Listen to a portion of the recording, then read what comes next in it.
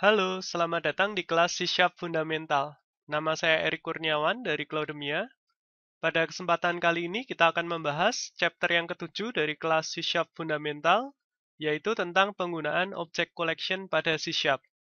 Adapun agenda materi yang akan kita bahas adalah yang pertama, array, kemudian array list, kemudian list, queue, stack, dan dictionary. Yang pertama, kita akan membahas tentang array. Array adalah suatu tipe data terstruktur berupa koleksi data yang tipenya sejenis. Dan jumlah dari array adalah tetap. Jadi jika kita membuat array, tipe datanya harus sama. Jika integer, integer semua. Jika double, double semua. Dan pertama kali kita membuat array, kita juga harus menentukan kapasitas dari array tersebut. Elemen-elemen array tersusun secara sekuensial atau berurutan di dalam memori, sehingga memiliki alamat yang saling berdekatan. Array juga terdiri dari dua macam. Yang pertama array satu dimensi dan array dua dimensi. Elemen-elemen dalam array bertipe data sama, tapi bisa juga mempunyai nilai yang sama atau berbeda. Misalnya pada contoh di bawah ini dapat kita lihat bahwa kita mempunyai satu array bertipe integer. Namun nilainya di sini berlainan, ada 8, 10, 6, minus 2, dan lain-lain. Array juga mempunyai alamat atau indeks. Jadi masing-masing nilai yang ada pada array itu ditunjukkan menggunakan indeks atau ada alamat indeksnya. Cara untuk mengakses array. Elemen-elemen array dapat diakses menggunakan suatu indeks atau alamat tertentu. Pengaksesan elemen array dapat dilakukan berurutan atau random berdasarkan indeksnya. Untuk memperjelas penggunaan array pada C#, maka kita akan langsung membuat demo programnya. Pertama kita buka Visual Studio, kemudian kita buat project baru, pilih console application, kita beri nama latihan array. Untuk membuat array atau mendeklarasikan array, ada dua macam cara yang bisa digunakan. Yang pertama, kita bisa memesan tempat terlebih dahulu, array bilangan sama dengan new integer tipenya ya. Kemudian kita pesan tempat 3. Berarti kapasitas dari array yang kita buat adalah 3 dan tipenya integer. Kemudian kita akan isi array-nya. Karena kapasitasnya 3, maka kita bisa mengisi 3 nilai di sini. Indeksnya dimulai dari 0. Jadi 0 sampai dengan 2. Jumlahnya adalah 3. Nah, seperti ini. Cara untuk mengakses elemen dalam array, kita bisa gunakan indeksnya. Jadi kita bisa menggunakan alamat atau indeks dari array-nya.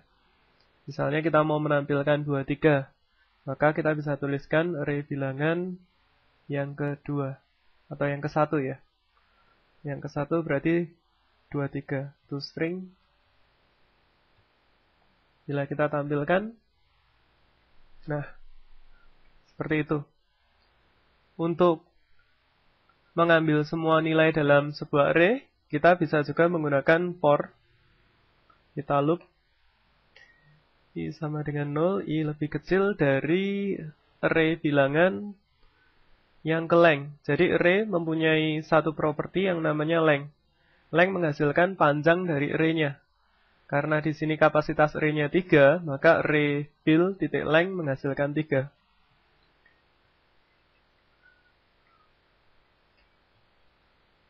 Kita bisa tampilkan array bilangan yang ke i.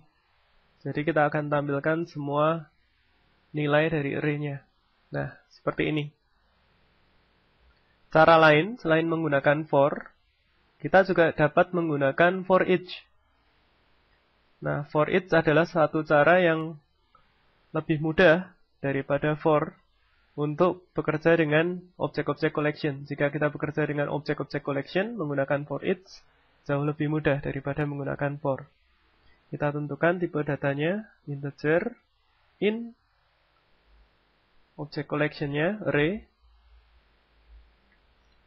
Kemudian kita akan tampilkan console writeLine bilangan. Jika ditampilkan, nah hasilnya sama seperti yang sebelumnya menggunakan for.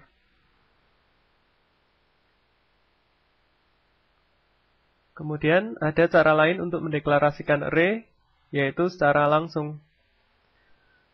Misalnya array of string, tipenya string, nama sama dengan, nah kita langsung menginisialisasi nilainya.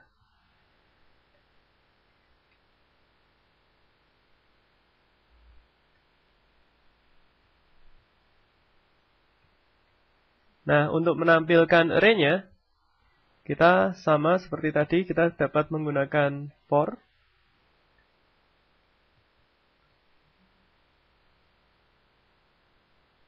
Array nama dot length plus plus. Kemudian kita tampilkan array nama yang ke i. Nah, jika dijalankan programnya, maka akan ditampilkan semua nilai yang ada dalam array. Selain menggunakan for, dapat juga menggunakan for each. For each string nama in array nama.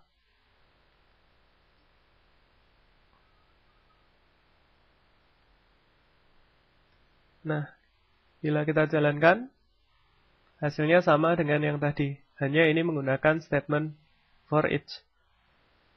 Array 2 dimensi. Jika tadi kita membuat contoh array berdimensi 1, yang hanya terdiri dari satu baris dan banyak kolom, maka sekarang kita juga bisa membuat array 2 dimensi. Array 2 dimensi terdiri dari banyak baris dan banyak kolom.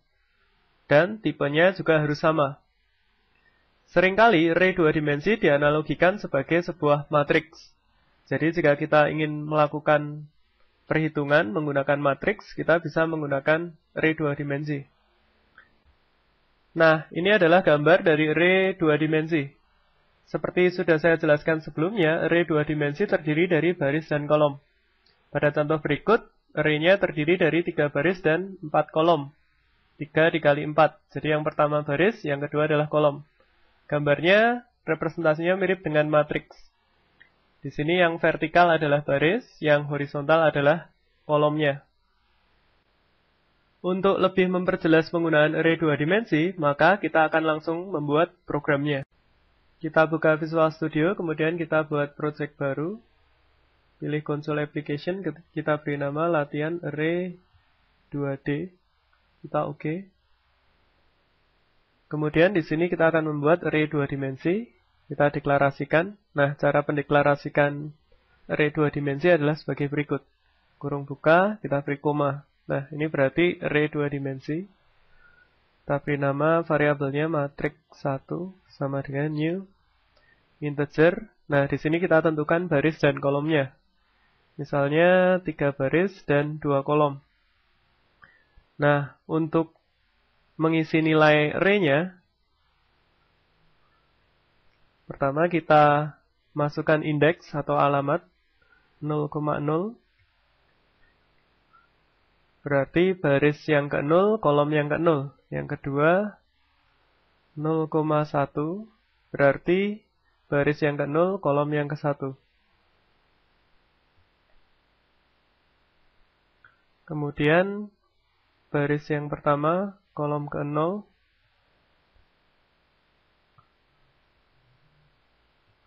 Baris yang pertama, kolom yang pertama.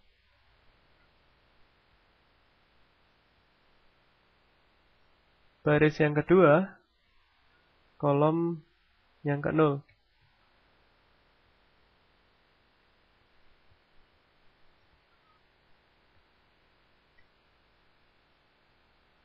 Nah, kita sudah selesai menginisialisasi, memberi nilai pada matriks 2 dimensi. Kemudian, untuk menampilkan, kita bisa menggunakan 2 for.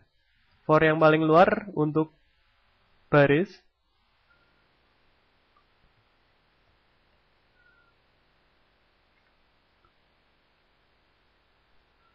lebih kecil baris 3. B++. Kemudian for yang kedua untuk kolomnya.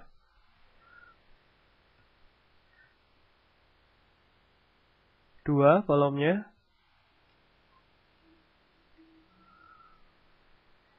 Kemudian kita akan menampilkan nilai yang ada dalam matriks tersebut. Matriks B baris, koma, kolom.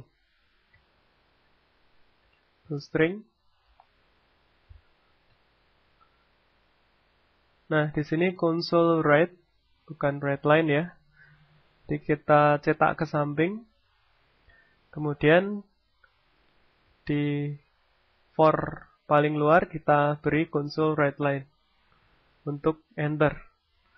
Nah, jika kita jalankan programnya, akan dicetak matriks 3 kali 2. Object collection. Selain menggunakan array di .NET, kita juga bisa menggunakan objek-objek collection yang lain. Objek-objek collection pada .NET dapat dibagi menjadi dua jenis. Yang pertama adalah non-generic type. Non-generic type collection terdapat pada namespace system.collection. Jenisnya adalah array list, stack, queue, sort list, dan hash table. Non-generic type collection sudah tidak disarankan untuk digunakan karena masalah performance, yaitu ada boxing dan unboxing proses ketika kita menggunakan non-generic type collection. Tipe yang kedua adalah generic type. Generic type terdapat pada namespace system.collection.generic. Ini digunakan pada C# versi 2.0 ke atas. Kelas-kelas yang terdapat pada namespace tersebut adalah list, linked list, queue, dictionary, sort dictionary, stack, dan sort list. Generic type collection lebih disarankan untuk digunakan. Generic type collection juga bersifat type safe. Array list. Array list merupakan object based collection. Array list terdapat di dalam namespace system.collection. Array list juga termasuk non-generic type collection. Kelebihan array list dibandingkan dengan array adalah ukuran atau kapasitasnya yang bisa dinamis. Array list sudah tidak disarankan lagi untuk digunakan karena ketika kita menggunakan array list terjadi proses boxing dan unboxing. Untuk memperjelas penggunaan objek array list, kita akan langsung membuat demo programnya. Pertama, kita buka Visual Studio, kemudian kita buat project console application baru. Kita beri nama lat array list.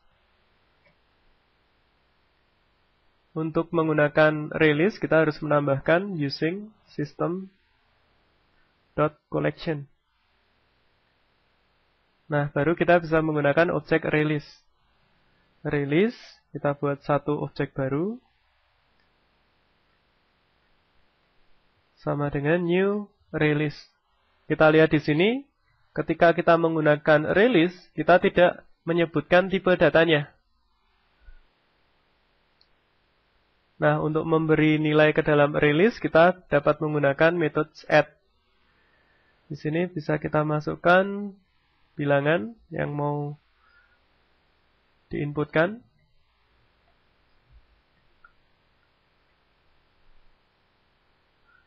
Kita masukkan 3 bilangan saja. Nah, kemudian untuk menampilkan nilai dalam array list, caranya, nah, kita bisa masukkan indeksnya. Misalnya kita mau indeks yang pertama.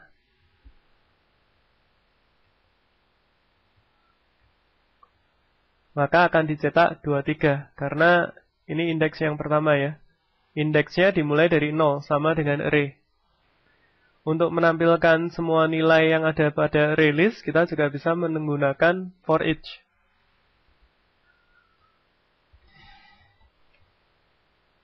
Integer, bilangan, in,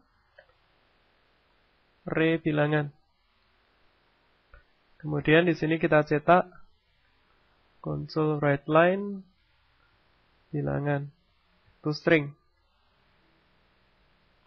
Kalau kita jalankan, nah, dicetak semua bilangan pada array-nya. Array list tidak disarankan digunakan karena pada penggunaan release, kita menggunakan proses boxing dan unboxing. Maksudnya bagaimana? Maksudnya seperti ini. Di sini release tidak memiliki tipe data. Nah, ketika kita memberi tipe data integer di sini 12, maka secara otomatis release akan mengkonversi integer tersebut 12 ke objek. Nah, itu yang namanya proses boxing. Kemudian pada saat for each, kita juga akan mengkonversi dari objek ke integer lagi. Nah, itu proses unboxing. Nah, karena itu release sudah tidak disarankan untuk digunakan. Release juga bersifat non-type safe. Jadi, karena tidak ada tipe datanya, kita bisa menambahkan tipe sembarangan di sini. Misalnya bukan tipe integer. Kita tambahkan tipe string. Nah, Visual Studio tidak bisa menangkap ini sebagai error. Jika kita jalankan, baru terjadi error. Nah, seperti itu. Nah, itu alasan mengapa release tidak lagi disarankan untuk digunakan. List. List merupakan object-based collection. List terdapat di dalam namespace system.collection.generic. Berbeda halnya dengan release, list termasuk di dalam generic type collection. List juga memiliki ukuran atau kapasitas yang dinamis. List bersifat type safe collection, tidak seperti release. Karena tipe data pada list itu jelas. Jadi kita bisa mendeklarasikan tipe data pada list. List juga tidak menggunakan proses boxing dan unboxing. Sehingga list disarankan untuk digunakan. Untuk lebih memperjelas penggunaan list, kita akan langsung membuat demo programnya. Pertama, kita buka Visual Studio, kemudian kita buat project console application baru, kita beri nama latihan list. Oke. Class list terdapat pada namespace using system_collection.generic. Sekarang kita akan mencoba membuat list baru. Tipenya list. Nah, di sini perbedaannya dengan release. List bisa memiliki tipe data. Jadi kita bisa mendeklarasikan tipe data dari nilai yang akan kita masukkan ke dalam list. Ini yang disebut sebagai type safe collection. Jadi ketika kita memasukkan nilai menggunakan metode add, di sini akan dicek tipenya. Jadi tipenya harus string.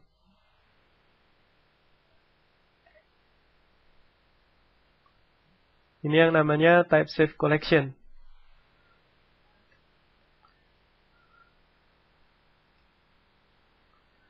Jika kita memasukkan nilai yang tipe datanya bukan string, maka ketika dikompil Visual Studio akan menunjukkan error.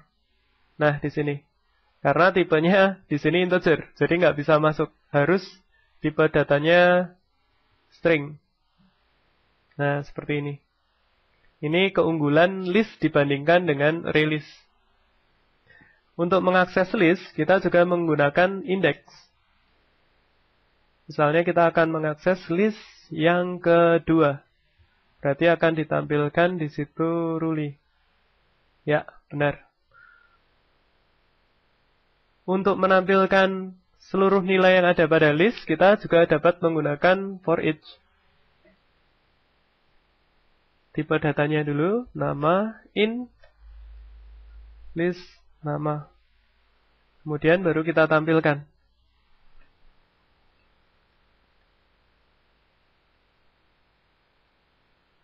Nah, di situ akan ditampilkan semua nilai yang ada pada list tersebut. Berbeda dengan release, pada penggunaan list kita tidak melakukan proses boxing dan unboxing karena tipe datanya sudah jelas atau type safe. Untuk menghapus elemen pada list, kita juga bisa menggunakan metode remove add. Jadi misalnya kita mau menghapus elemen kedua, maka kita tinggal menuliskan list nama remove add 2. Maka di sini Ruli dihapus. Nah, seperti itu. Stack. Stack adalah struktur data yang merepresentasikan tumpuan. Stack merupakan object-based collection. Stack terdapat di dalam namespace system.collection.generic. Generic. Stack memiliki ukuran atau kapasitas yang dinamis.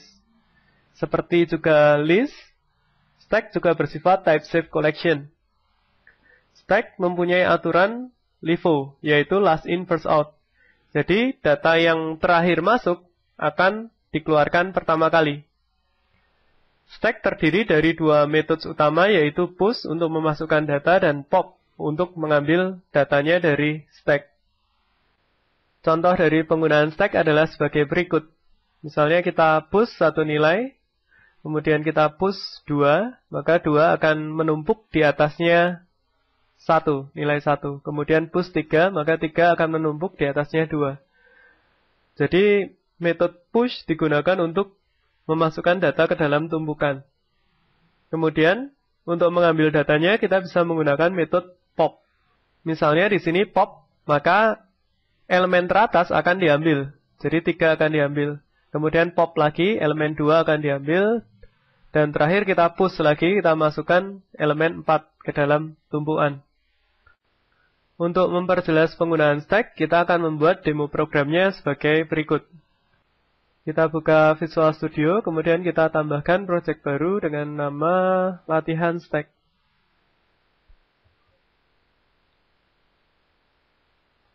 Kelas stack terdapat pada namespace system.collection.generic. Kemudian kita akan coba buat stack. Di sini ada tipe datanya juga, termasuk type safe collection, sama seperti list. Tambahkan string, kemudian stack nama. New stack. Nah, kita membuat stack baru, kemudian kita akan menambahkan nilai ke dalam stack.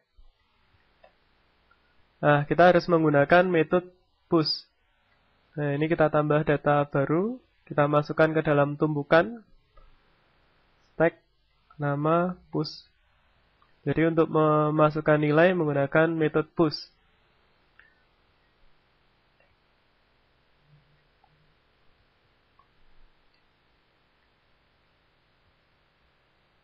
Nah, seperti ini. Kemudian untuk mengambil dari tumpukan, kita menggunakan metode pop. Yang diambil adalah tumpukan yang paling atas, karena menggunakan aturan LIFO, yaitu last in first out.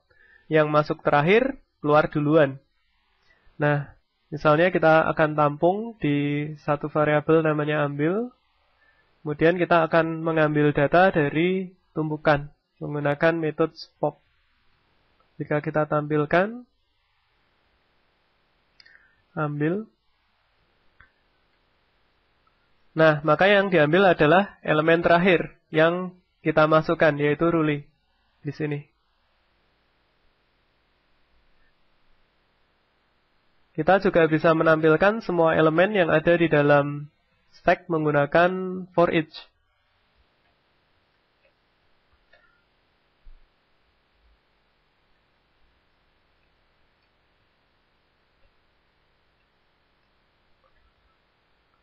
Karena aturannya LIFO, maka yang akan ditampilkan adalah objek yang terakhir dulu, diikuti objek-objek yang sebelumnya. Jika kita tampilkan, nah di situ baru ditampilkan dari Ruli, Welly, baru Eric. Jadi dari objek yang terakhir kali masuk. Nah, itu adalah representasi stack atau tumpukan. Queue. Queue adalah struktur data yang merepresentasikan antrian. Queue merupakan object-based collection dan terdapat di dalam namespace system.collection.generic. Queue juga mempunyai ukuran atau kapasitas yang dinamis. Sama dengan list dan stack, queue juga bersifat type safe collection. Berbeda dengan stack, queue mempunyai aturan FIFO, yaitu first in first out. Jadi data yang pertama kali masuk, maka akan dikeluarkan pertama kali. Jadi urutannya mulai dari yang pertama kali masuk. Pada queue, kita mempunyai dua metode, yaitu enqueue dan dequeue. Enqueue untuk memasukkan data ke dalam antrian, dan dequeue untuk mengambil data dari antrian. Contoh dari penggunaan queue adalah sebagai berikut. Misalnya kita enqueue nilai baru ke dalam antrian, maka A masuk di sini. Kemudian kita teruskan dengan enqueue lagi, nilai B, nilai B akan tepat di belakang nilai A. Jadi seperti orang antri tiket di bioskop misalnya. Kemudian kita NQ lagi C, berarti C akan tepat di belakang B. Ketika kita DQ, kita ambil data dari antrian, maka yang pertama kali diambil adalah data yang pertama masuk, yaitu A. Kemudian kita DQ lagi, maka yang diambil yang B. Jadi di antrian tinggal yang C. Nah, itu adalah contoh penggunaan queue. Untuk memperjelas penggunaan queue, maka kita akan langsung membuat demo programnya. Buka Visual Studio, kemudian kita buat project baru. Console Application, beri nama latihan queue. Kelas queue ada di dalam namespace using system collection generic, sama dengan list dan stack. Kemudian kita coba membuat queue baru, kita deklarasikan tipenya. Jadi queue juga termasuk ke dalam type safe collection. Queue nama sama dengan new queue. Nah, kemudian kita akan masukkan ke dalam objek queue. Untuk memasukkan data kita menggunakan metode enqueue. Nah, ini memasukkan data ke dalam antrian. Queue, enqueue lagi.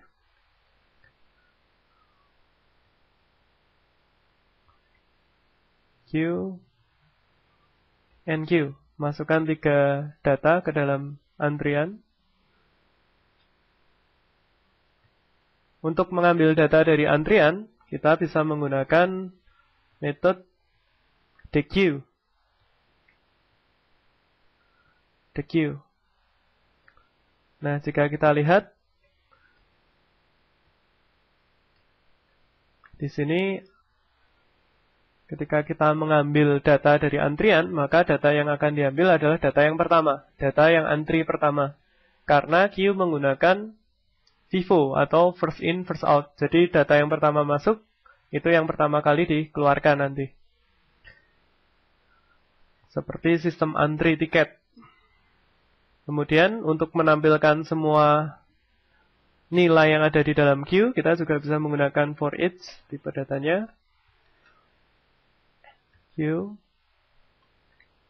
Kemudian kita tampilkan console, write line, nama.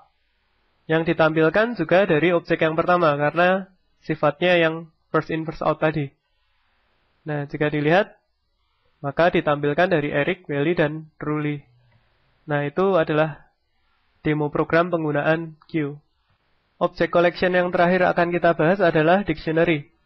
Dictionary juga merupakan objek based collection.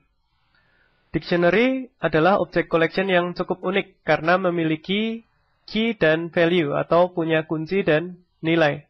Jadi objek collection ini terdiri dari key dan value. Dictionary juga terdapat di dalam namespace sistem collection generic, sama dengan list, stack, dan queue.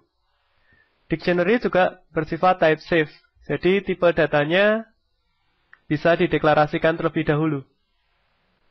Untuk memperjelas penggunaan dictionary, kita akan langsung membuat demo programnya. Buka Visual Studio, kemudian kita akan buat project console application baru. Kita beri nama latihan dictionary. Oke, dictionary terdapat pada namespace using .collection.generic. Oke, kemudian kita akan buat dictionary. Berbeda dengan list, stack, dan queue, dictionary mempunyai 2 elemen di sini, yaitu key dan value. Jadi, ada elemen kunci. Nah, tipenya bisa kita tentukan. Di sini kita tentukan tipe dari kuncinya adalah string, dan tipe dari nilainya, value-nya adalah string juga.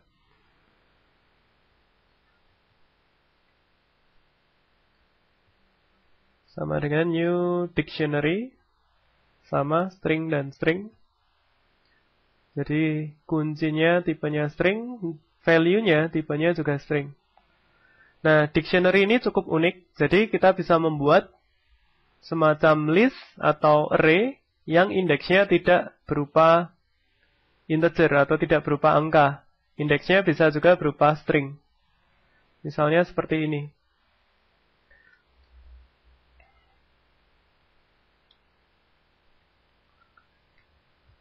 Nah, di sini indeksnya adalah name. Jadi indeksnya tidak berupa angka 0, 1, 2, dan seterusnya seperti list atau array pada umumnya, tapi indeksnya berupa string.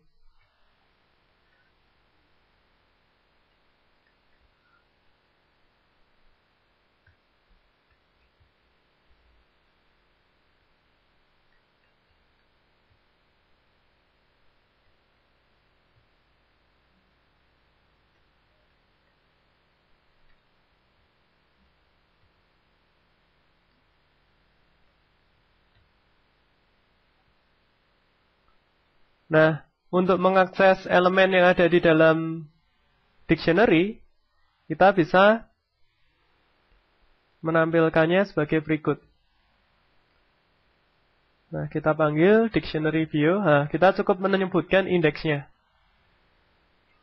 Name. Maka akan ditampilkan di sini Eric.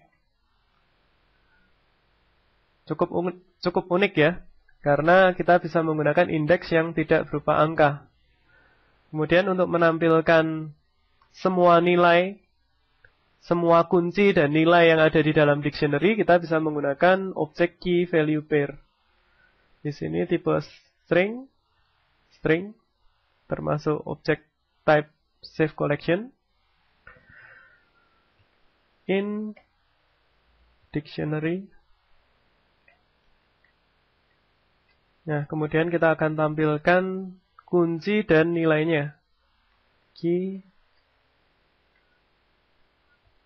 kvp.key ini untuk menampilkan kuncinya. Kemudian kita juga bisa menampilkan nilainya. Value.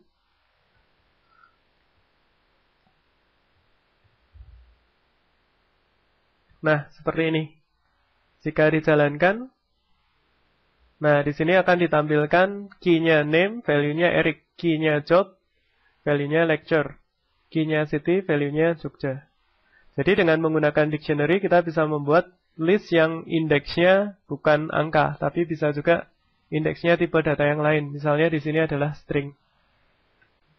Sekian presentasi dari saya, terima kasih. Kita akan berjumpa lagi di tutorial selanjutnya.